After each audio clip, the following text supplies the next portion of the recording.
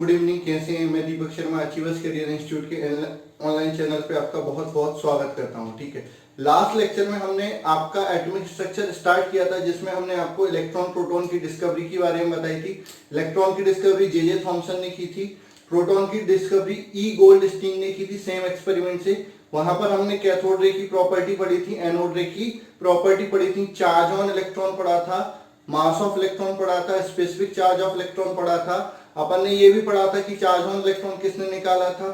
R.A.. मिलिगन ने। कैसे निकाला था? By oil drop experiment. ठीक है, ऐसे ही अपन ने चार्ज ऑन प्रोटॉन पढ़ा था और मास ऑन प्रोटॉन पढ़ा था। ठीक है, अब अपन डिस्कस करने वाले थे एटॉमिक मॉडल। ठीक है, लेकिन क्या है कि आपका जो एटॉमिक स्ट्रक्चर जो पढ़ते हैं अपन, पहले जो हुआ था कि जो एटम है वो इलेक्ट्रॉन प्रोटॉन से मिलकर बना होता है, लेकिन उसके अंदर एक और पार्टिकल होता है। वैसे तो कई सारे पार्टिकल होते हैं जो बाद में डिस्कवर हुए हैं, लेकिन जो अपन मेन तीन पढ़ते हैं, न्यूट्रॉन, प्रोटॉन और इलेक्ट्रॉन। प्रोटॉन और न्यूट्रॉन फर्दर डिवाइड हो सकते हैं। ठीक है, तो अपन बात करते हैं कि जो इलेक्ट्रॉन प्रोटॉन के बारे में तो डिस्कस कर चुके हैं, अब बात आती है न्यूट्रॉन। तो अपन बात कर लेते हैं न्यूट्रॉन की डिस्कवरी किसने की थी और कैसे की थी, फिर अपन एटॉमिक मॉडल के बारे में पढ़ेंगे। ठीक है, तो अगला आता है न्यूट्रॉन। न्यूट्रॉन क्या हुआ? जब एटम का मास मेजर किया गया तो जो एटम का मास आया इलेक्ट्रॉन और प्रोटॉन के मास से ज्यादा आया। मतलब टोटल इलेक्ट्रॉन टोटल प्रोटॉन सबका मास जोड़ दिया, फिर भी एटम का मास क्या था? ज्यादा था। तो अल्टीमेटली एटम के अंदर कोई और पार्टिकल भी होना चाहिए जिस पर कोई चार्ज नहीं होता, तो उस पार्टिकल को क्या बोला गया? न्यूट्रॉन बोला गया। तो atom consist of one more particle other than proton and proton and electron, which have no charge but have mass nearly equal to mass of proton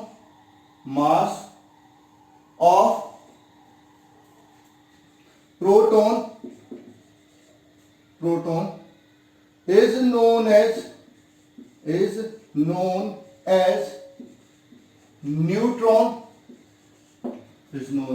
neutron. ठीक है, तो एटम के अंदर क्या होता है कि प्रोटॉन और इलेक्ट्रॉन के अलावा एक और पार्टिकल होता है जिसपे कोई चार्ज तो नहीं होता, लेकिन जो मास होता है वो प्रोटॉन के मास के लगभग बराबर होता है। उसको अपन क्या बोलते हैं? न्यूट्रॉन बोलते हैं। इट वाज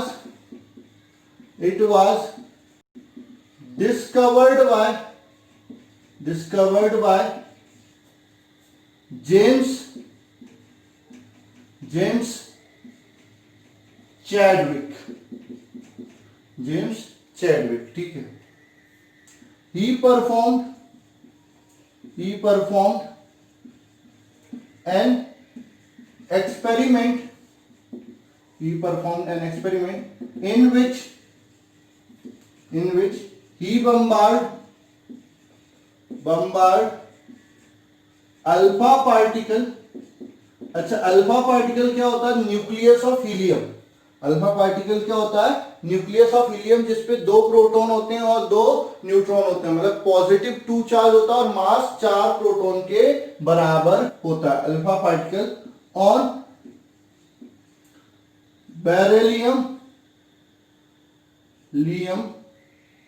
बेरिलियम और बोरॉन।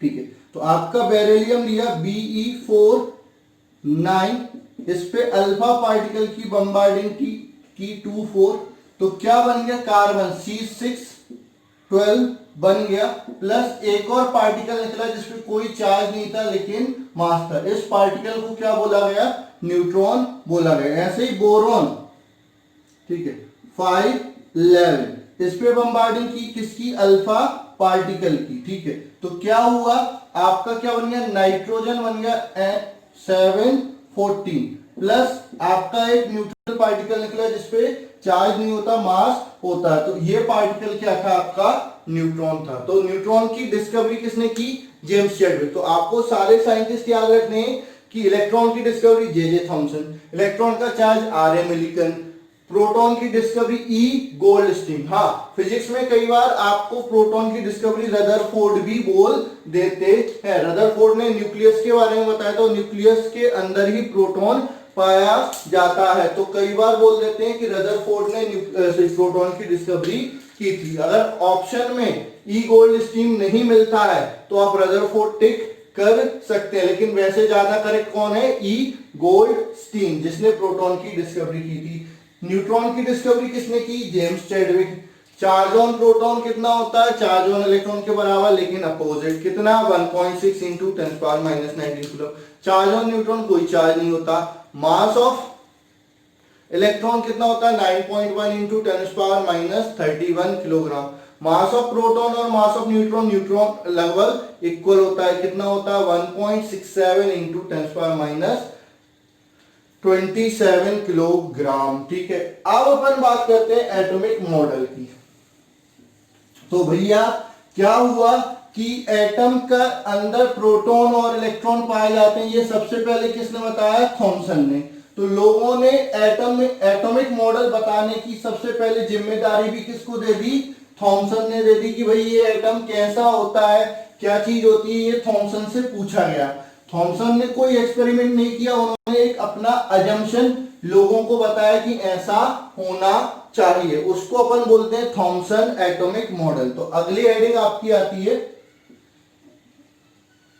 Thomson's atomic model. इसको रेजिंग पुडिंग मॉडल भी कहा जाता है। क्या बोला जाता है, रेजिंग पुडिंग मॉडल भी कहा जाता है। रेजिंग पुडिंग मॉडल, इसको वाटरमेलन मॉडल भी बोला जाता है, ठीक है। और वाटरमेलन मॉडल, ठीक है। क्यों बोलते हैं मैं समझाऊंगा आपको, ठीक है, मॉडल, ठीक है। अब ये क्या बोलता है, ये बोलता है according to this model, according to this model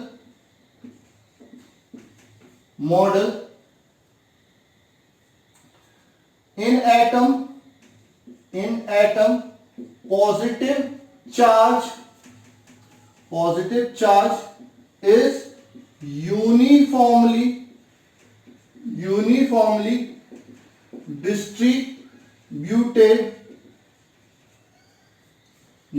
distributed and negatively charged electron are embedded in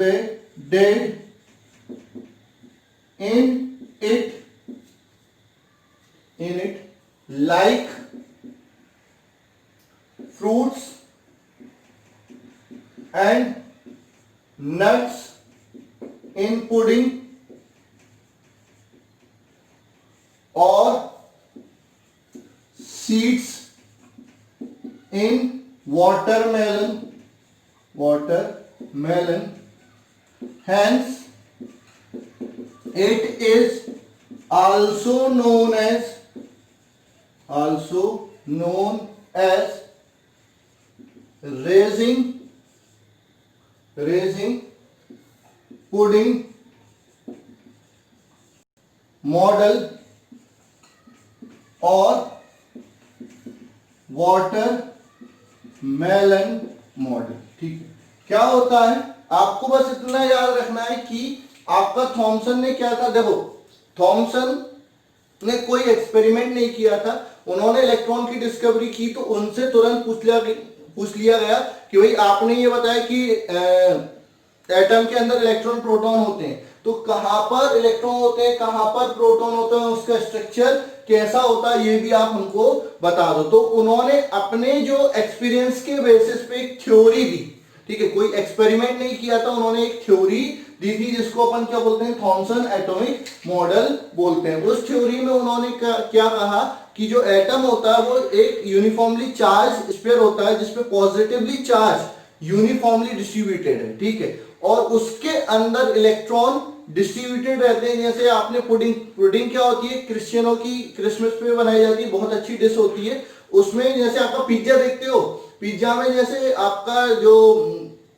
paneer वगैरह ये सब नट्स वगैरह डाले जाते हैं, ऐसे ही आपके इलेक्ट्रॉन उसमें डिस्ट्रीब्यूटेड, मतलब पुडिंग में फ्रूट्स, ड्राई फ्रूट्स और नट्स डाले जाते हैं, तो जैसे वो डिस्ट्रीब्यूटेड रहते हैं वैसे इलेक्ट्रॉन डिस्ट्रीब्यूटेड, और पूरा जो मास है वो क्या है, पॉजिटिव चार्ज। या वाटरमेलन देख लो, आपने वाटरमेलन सबने देखा हुआ है, उसको काटते हैं, लाल लाल खाने का जो होता है वो आप पॉजिटिव चार्ज मान लो, और बीच में इलेक्ट्रॉन क्या है, यूनिफॉर्मली डिस्ट्रीब्यूटेड रहते हैं। इसको क्या बोला जाता है, Thompson atomic model.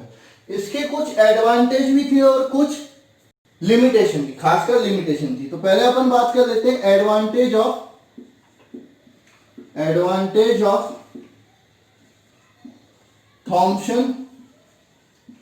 Thomson's atomic model.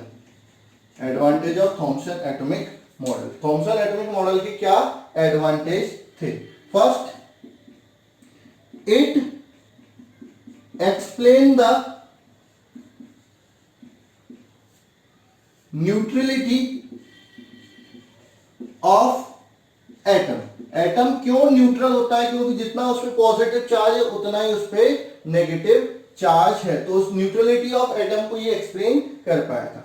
Second, it explain the stability of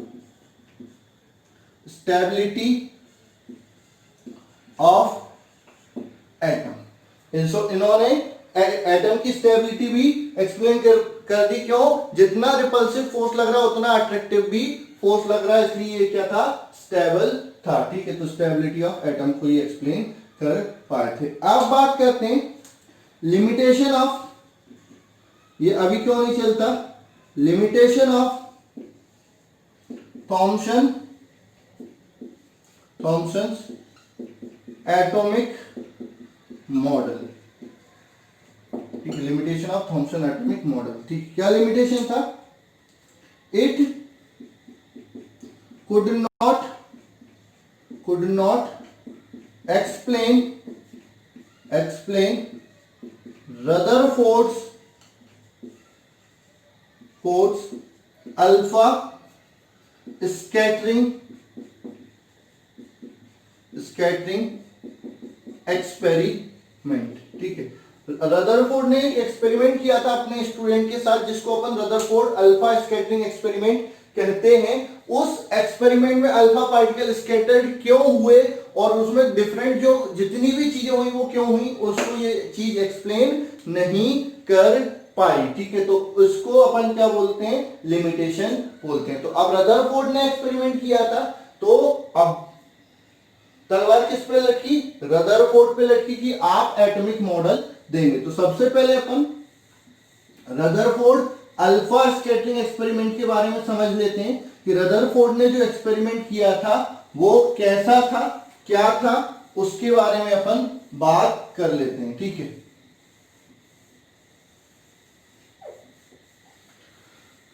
चलिए ये हटा देता हूं, अपन बात कर लेते हैं। रदरफोर्ड्स अल्फा स्कैटरिंग एक्सपेरिमेंट, ठीक है। Rutherford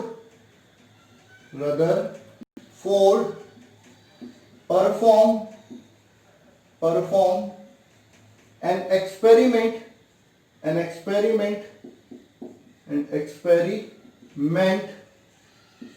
with his student in which he bombarded bombarded alpha particle on thin foil of metal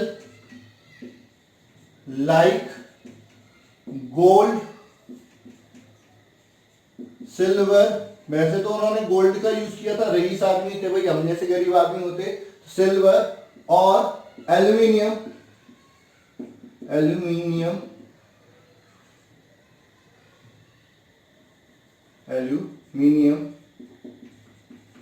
which is surrounded by circular screen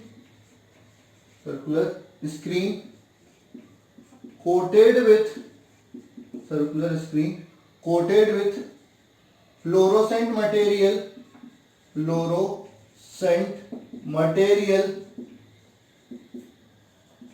like zinc sulfide and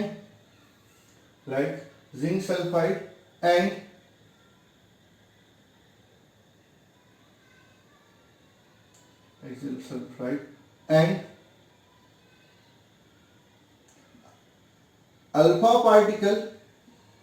particle are produced by radium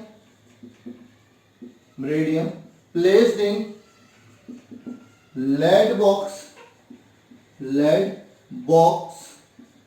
and focused on thin foil of metal by focusing electrode।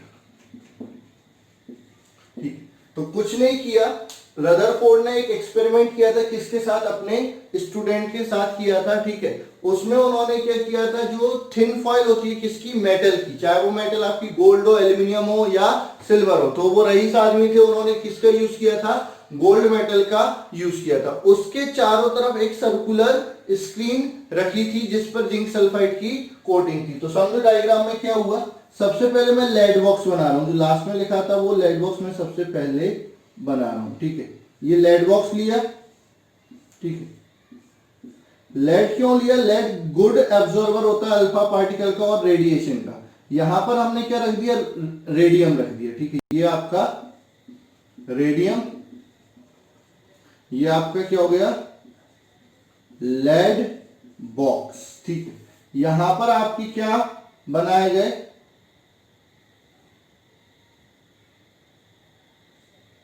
Electrode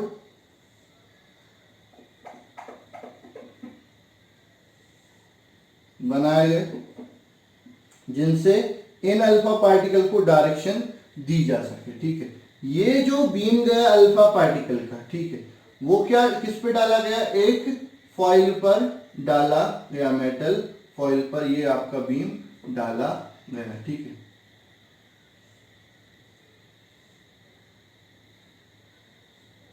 ये metal जो surrounded थी किससे, circular screen से। Circular screen, ये circular screen. ठीक है, ये आपकी गोल्ड फॉइल, इसके अंदर क्या थी, zinc sulphide as fluorescent material. ठीक, अल्फा पार्टिकल आए, ज्यादातर सीधे चले गए, कुछ स्मॉल एंगल पे डिफ्लेक्ट हुए, कुछ बहुत कम वापस लौट आए। ठीक है, तो ये एक्सपेरिमेंट उन्होंने किया था। ठीक है, अब इस एक्सपेरिमेंट में क्या ऑब्जर्वेशन हुए, क्या कंक्लूजन निकाला गया, फिर रदरफोर्ड का एटॉमिक मॉडल क्या होता है और उसके लिमिटेशन क्या होते हैं। ठीक है, तो अब अपन बात करते हैं, ये डायग्राम हो गया, ये थ्योरी हो गई। अब अपन बात करते हैं observation of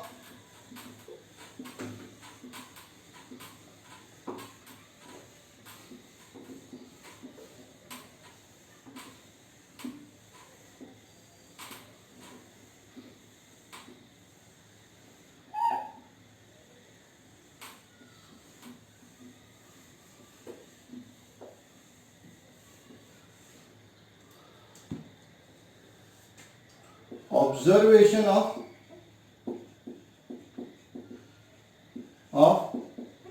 Rutherford's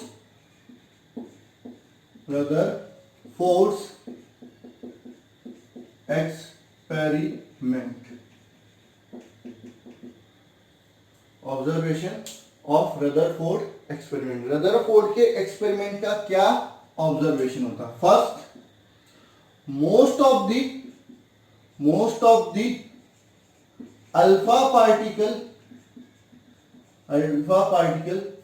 goes straight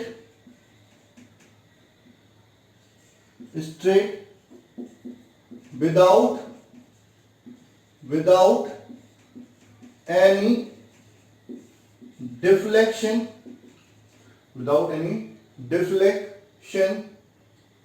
which causes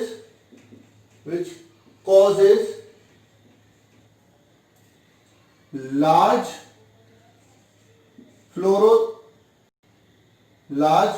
glow on screen. Some alpha particles are deflected at small angle. Third, few alpha particles are deflected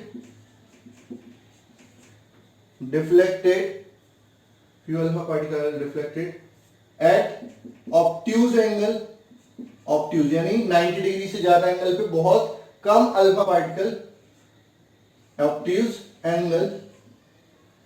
And fourth, very few alpha particles are return back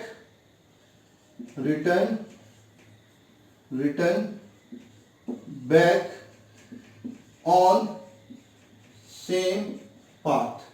बहुत कम alpha particle same path पर लौटकर जाते हैं। ठीक है, तो ये हो गया ऑब्जर्वेशन ऑफ रदरफोर्ड एक्सपेरिमेंट। ठीक है, उसके बाद अपन बात करते हैं किसकी? Conclusion.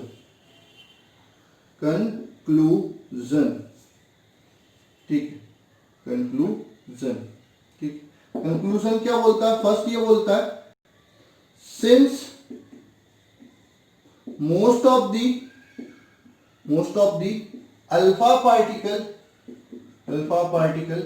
goes straight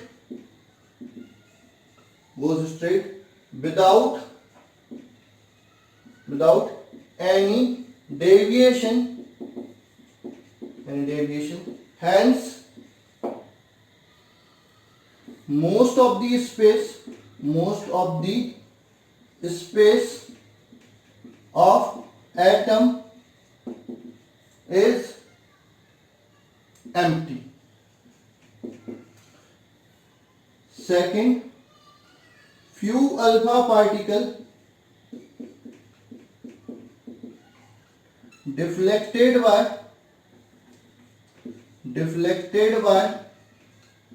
small angle means positive charge is at center of atom. Third, very few alpha particle return back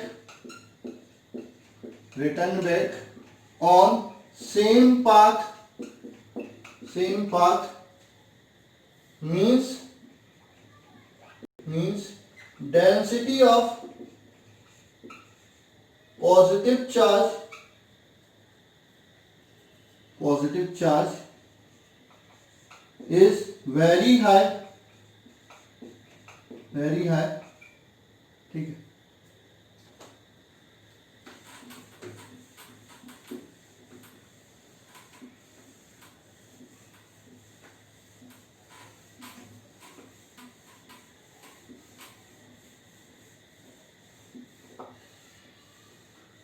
very high. Fourth, this part of nucleus, so this part of atom where positive charge present is known as nucleus. ठीक है, ये जो part है जहां पर आपका पूरा positive charge present है, इसको क्या बोला गया? न्यूक्लियस बोला गया। ठीक है, उसके बाद बोला the size of nucleus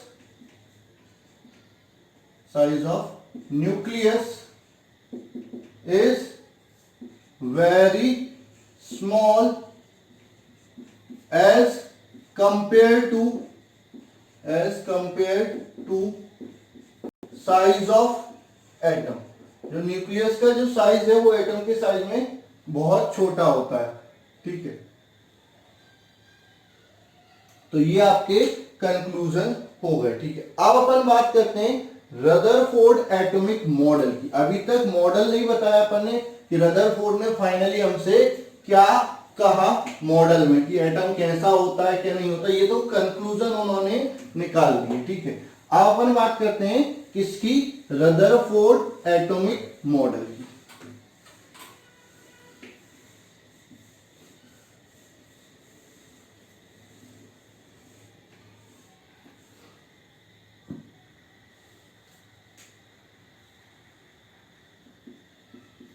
Rutherford atomic model.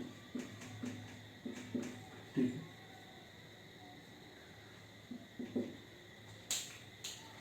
according to this model,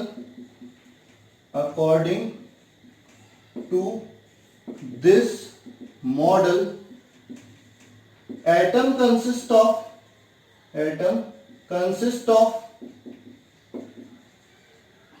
according to this model, first point लिख रहा हूं, atom consists of two part that is nucleus and extra nuclear part। ठीक है, ये फर्स्ट पॉइंट हो गया। Second point बात करते हैं the complete charge and mass of atom concentrated at center of atom known as nucleus. ठीक है, पूरे एटम का जो चार्ज और मास है उसके सेंटर पे कंसंट्रेटेड होता है, जिसको अपन क्या बोलते हैं? न्यूक्लियस बोलते हैं।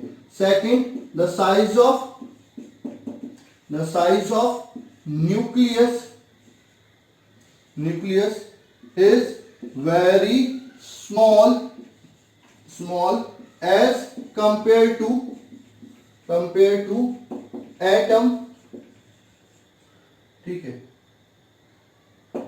the size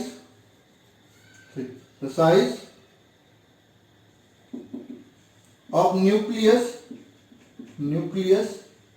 is in the order of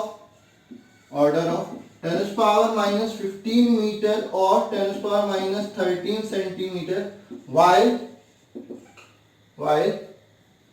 size of atom is in the order of 10 power minus 10 meter और 10 power minus 8 मीटर। मतलब जो रेडियस है न्यूक्लियस की वो 1/10⁵ गुना होती है, 10 पावर माइनस 5 टाइम्स होती है किसके? रेडियस ऑफ एटम के। ठीक है, तो इनमें कितना, अगर radius of atom upon radius of nucleus करते हैं तो 10 पावर 5 मिलेगा, radius of nucleus upon radius of atom करते हैं तो 10 पावर माइनस 5 मिल जाएगा। ठीक है, अगला the the electron are revolve around the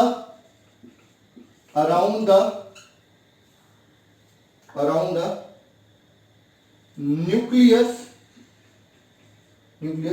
in circular orbit their motion like planetary motion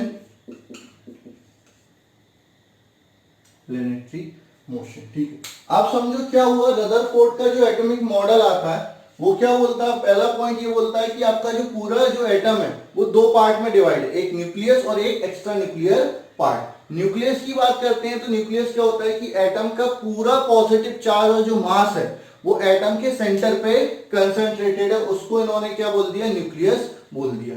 जो न्यूक्लियस का साइज होता है वो क्या होता है, एटम के साइज के कंपैरिजन में बहुत छोटा होता है, ठीक है। न्यूक्लियस का साइज 10⁻⁻15 या 10⁻⁻13 सेंटीमीटर, 10⁻⁻15 मीटर और 10⁻⁻13 सेंटीमीटर के ऑर्डर में होता है, जबकि एटम का साइज 10⁻⁻10 मीटर और 10⁻⁸ सेंटीमीटर के ऑर्डर में होता है। तो अगर अपन इनका रेशियो निकालेंगे किसका, एटम का साइज अपॉन मतलब एटम की रेडियस, वॉल्यूम अलग हो जाएगा, वॉल्यूम तो उसका भी क्यूब करना पड़ेगा, ठीक है। तो आपका एटम का जो रेडियस है और न्यूक्लियस का जो रेडियस है उनका जो रेशियो होता है वो 10⁻5 आता है। उल्टा करेंगे तो 10⁻⁻5 आएगा, radius of nucleus upon radius of atom 10⁻⁻5 हो जाएगा।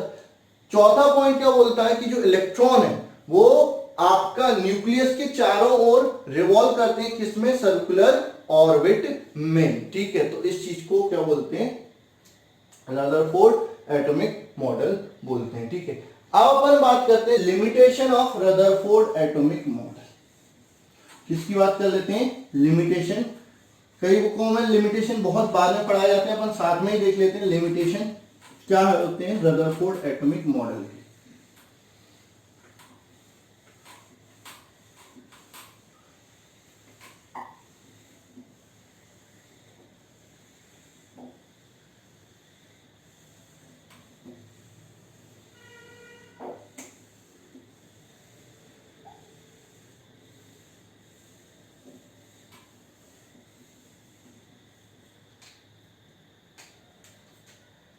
limitation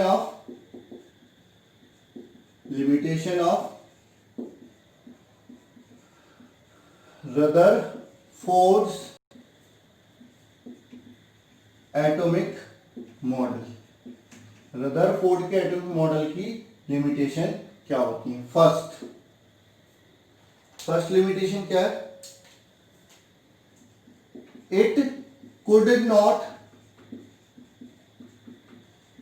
explain stability of atom, ठीक है, ये एक्सप्लेन नहीं कर पाया stability of atom. Second, according to classical concept of electromagnetic wave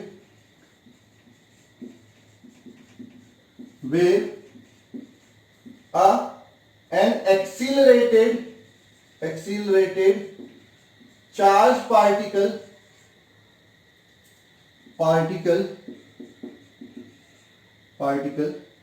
continuously emit radiation due to which its energy must be decreases, hence it has to come nearer to nucleus,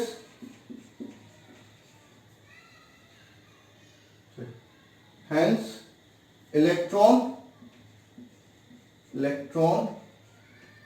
has to come near to nucleus and move on spiral path and finally fall on nucleus.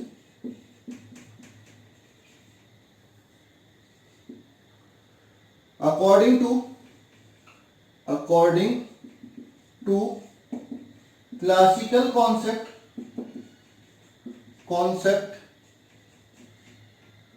atom should produce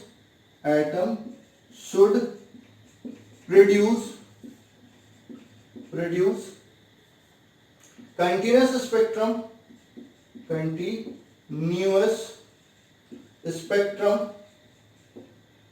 spectrum, but actually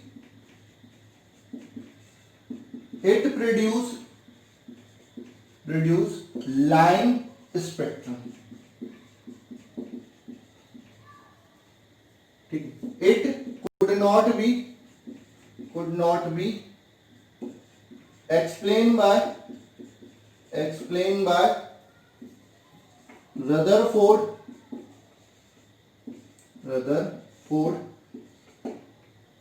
ठीक है, उसके बाद last आता है Rutherford does not explain hydrogen spectrum. ठीक है, तो ये होगा limitation of Rutherford atomic model. पहला कि रदरफोर्ड ने उसकी स्टेबिलिटी को नहीं समझा पाया कि वो स्टेबल क्यों होता है, पूरा पॉजिटिव चार्ज एक जगह क्यों होता है, नेगेटिव चार्ज वहां पर रिवॉल्व क्यों करता है। दूसरा, अगर अपन इलेक्ट्रोमैग्नेटिक वेव थ्योरी के अकॉर्डिंग चाहते हैं तो जब भी कोई चार्ज पार्टिकल अब सर्कुलर मोशन कर रहा है तो वो एक्सलेट है, एक्सलेशन हो रहा है, वेलोसिटी की डायरेक्शन चेंज हो रही, तो एक्सलेटेड चार्ज पार्टिकल हमेशा इलेक्ट्रोमैग्नेटिक वेव प्रोड्यूस करता है, तो उसकी एनर्जी क्या हो जानी चाहिए, कम हो जानी चाहिए। जब एनर्जी कम होगी तो वो धीरे धीरे न्यूक्लियस की तरफ अट्रैक्ट होता चला जाएगा, तो उसका जो पाथ सर्कुलर है उसकी जगह क्या हो जाएगा, स्पाइरल, और अल्टीमेटली वो न्यूक्लियस पे फॉल हो जाना चाहिए। तो इससे स्टेबिलिटी और भी ज्यादा डिफिकल्ट हो जाती है समझाना। तीसरा आपका क्या बोलता है कि अगर क्लासिकल कॉन्सेप्ट के अकॉर्डिंग चलते हैं तो चार्ज पार्टिकल कंटिन्यूअस मूव कर रहा है, तो यहाँ पर जो एनर्जी है वो भी कंटिन्यूअस इमिट होना चाहिए, मतलब जो स्पेक्ट्रम हमको मिलना चाहिए वो कंटिन्यूअस स्पेक्ट्रम मिलना चाहिए, लेकिन हमको मिलता कैसा है, लाइन स्पेक्ट्रम मिलता है, तो इसको रदरफोर्ड एक्सप्लेन नहीं कर पाए। हाइड्रोजन में एक एक्सपेरिमेंट किया गया है कि हाइड्रोजन का स्पेक्ट्रम जो मिल रहा है वो वैसा क्यों मिल रहा है, इसको भी रदरफोर्ड एक्सप्लेन नहीं कर पाए। तो ये हो गया आपके limitation of Rutherford atomic model. तो आज हमने क्या पढ़ा, discovery of neutron, Thomson atomic model, उसके एडवांटेज डिसएडवांटेज, रदरफोर्ड का एक्सपेरिमेंट, उसके ऑब्जर्वेशन, कंक्लूजन, मॉडल, लिमिटेशन। ठीक है, तो आज इतना काफी है, इनको एक बार पढ़ लेना। आपके स्कूल में ये सारी चीजें पूछी जाती हैं बेसिकली कि इसमें क्या मटेरियल यूज होता है, कैसे होता है। बाकी जो इंपॉर्टेंट टॉपिक है वो अपन आगे लेक्चरों में डिस्कस करेंगे, लेकिन बेसिक हमको पता होनी चाहिए स्टेप बाय स्टेप, इसलिए अपन ऐसे चलें, जल्दी जल्दी नहीं भगा रहे, नहीं तो अपन इसको बहुत जल्दी खत्म कर लेते हैं, लेकिन वो खत्म करने से कोई मतलब नहीं कि आपको नॉलेज ना मिले। तो बिल्कुल अच्छे से पढ़िए, समझिए, अगर कोई दिक्कत आती है तो डिस्कस कीजिए। आज के लिए बस नहीं।